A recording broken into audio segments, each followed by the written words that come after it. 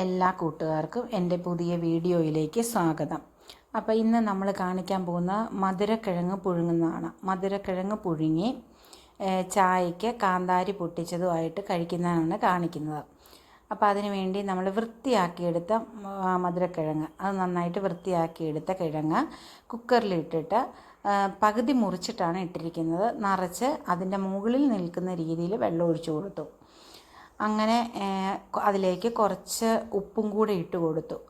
എന്നിട്ട് നമുക്കൊന്ന് കുക്കർ അടച്ച് വെച്ച് തീ കൂട്ടി വെച്ചിട്ട് ഒരു ഫിസിലടിക്കുന്ന വരെ നമുക്ക്, കാരണം മധുരക്കിഴങ്ങ് ആയതുകൊണ്ട് പെട്ടെന്ന് വെന്ത് പോകും. അപ്പം നമുക്ക് ഒരു ഫിസിലടിച്ചാൽ മതി. അതുവരെ നമ്മളൊന്ന് നല്ല തീയിലിട്ട് ഒരു ഫിസിലടിക്കാൻ വെച്ചിട്ടുണ്ട്.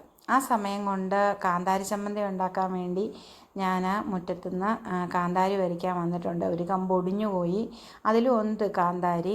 പിന്നെ എന്നാലും ഇലകളൊക്കെ ഒന്ന് മുരടിച്ച് വരുക. അപ്പോൾ അതിന് കഞ്ഞിവെള്ളം നന്നായിട്ട് ഡയലൂട്ട് ചെയ്ത് ഒഴിച്ചാൽ നല്ലതാണെന്ന് പറയുന്നതുകൊണ്ട് ഞാനും അങ്ങനെ ഒഴിച്ചു നോക്കി. ഒത്തിരി മാറ്റമൊന്നുമില്ല, എന്നാലും മുരടിപ്പുണ്ട്. ഞാൻ അതിനകത്തുനിന്ന് എനിക്ക് ആവശ്യമായ കുറച്ച് കാന്താരി മുളക് കിള്ളുന്നുണ്ട്. അപ്പോൾ അത് ആ മതലയിലാണ് അതിൻ്റെ ബൗള് വെച്ചിരിക്കുന്നത്. അപ്പോൾ അതിലേക്ക് ആവശ്യത്തിനുള്ളത് മാത്രം കിള്ളിയെടുത്ത് ഞാൻ ഇടുന്നുണ്ട്. നിറച്ച് പൂവൊക്കെ ഉണ്ട്, പക്ഷേ എല്ലാം ഒന്നും നല്ല രീതിയിൽ വളരുന്നില്ല അത്. അപ്പോൾ അതുകൊണ്ട് അതിൻ്റെ ആവശ്യത്തിനുണ്ട്. അതിനിപ്പുറത്ത് തന്നെ ഒരു ചെറിയ മാവും വളർന്ന് വരുന്നുണ്ട്.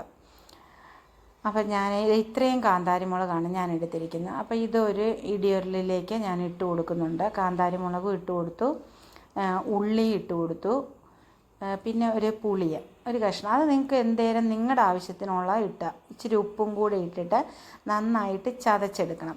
ചതച്ചെന്ന് പറയുന്നത് ഈ നന്നായിട്ടൊന്ന് പേസ്റ്റ് പോലെ ആക്കി എടുക്കുന്നതാണ് നല്ലത്. കാരണം എന്താണെന്ന് വെച്ചാൽ ഈ മധുരക്കിഴങ്ങ് മുക്കി കഴിക്കാൻ പെട്ടെന്ന് പൊടിഞ്ഞു പോകും നമ്മൾ മധുരക്കിഴങ്ങ്. അപ്പോൾ അത് കാരണം നമ്മൾ നല്ലതായിട്ട് ചതച്ചതാണെങ്കിൽ നമുക്ക് അതിൻ്റെ കൂട്ടത്തിൽ തോണ്ടി വയ്ക്കാൻ എളുപ്പം ഉണ്ടാവും.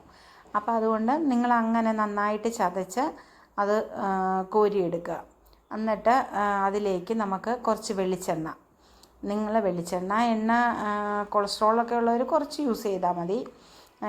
അല്ലെങ്കിൽ നമുക്ക് നമ്മുടെ ആവശ്യത്തിന് നമ്മൾ ടേസ്റ്റ് വെളിച്ചെണ്ണ ഒഴിക്കുമ്പോഴാണ് കൂടുന്നത്.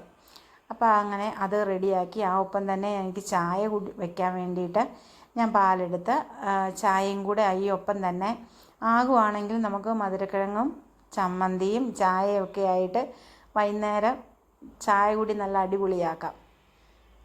അപ്പോൾ അതിന് വേണ്ടിയിട്ട് തേയില ഇട്ട് കൊടുത്തു. ഒരു അടുപ്പിൽ കുക്കറിൽ കിഴങ്ങും മറ്റതിനകത്ത് ചായയും. അപ്പോൾ രണ്ടും ഒരുപോലെ റെഡിയാകാൻ വേണ്ടി ഞാൻ ചായ തിളച്ച് പോകാതിരിക്കാൻ വേണ്ടി വെയിറ്റ് ചെയ്തുകൊണ്ടിരിക്കുക. അപ്പം ഇത് തുറന്നു നോക്കിയപ്പം എൻ്റെ ഒരു ഫിസിലിന് തന്നെ ഞാൻ ഓഫ് ചെയ്തായിരുന്നു. കിഴങ്ങ് നല്ല പാകമായിട്ട് കിട്ടിയിട്ടുണ്ട്, വെന്ത് കുഴഞ്ഞൊന്നും പോയിട്ടില്ല. അപ്പോൾ ചായ തിളയ്ക്കാറുമായിട്ടുണ്ട്. ഞാൻ ആ വെള്ളം ഊറ്റിക്കളഞ്ഞിട്ട് ആ കിഴങ്ങ് ഒരു ബൗളിലോട്ട് മാറ്റുന്നുണ്ട്. ഇപ്പം കണ്ടു, നമുക്ക് അതിൻ്റെ തൊലി പൊളിച്ചിട്ടാണ് നമ്മൾ കഴിക്കുന്നത്. ഇപ്പം ആ ഒരു ചെറിയ പാട പോലെ അതിൻ്റെ ഒരു തൊലിയുണ്ട്. അപ്പോൾ അത് നമ്മൾ നീക്കം ചെയ്തിട്ട് കഴിച്ചാൽ മതി. എൻ്റെ ചായ റെഡിയായി, ചമ്മന്തി, ചായ. അപ്പം എല്ലാവർക്കും ഇഷ്ടമായ എൻ്റെ വീഡിയോ ഇഷ്ടമായെന്ന് വിചാരിക്കുന്നു. സബ്സ്ക്രൈബ് ചെയ്യണം, ലൈക്ക് ചെയ്യണം, ഷെയർ ചെയ്യണം. അപ്പം ഓക്കെ, താങ്ക് യു.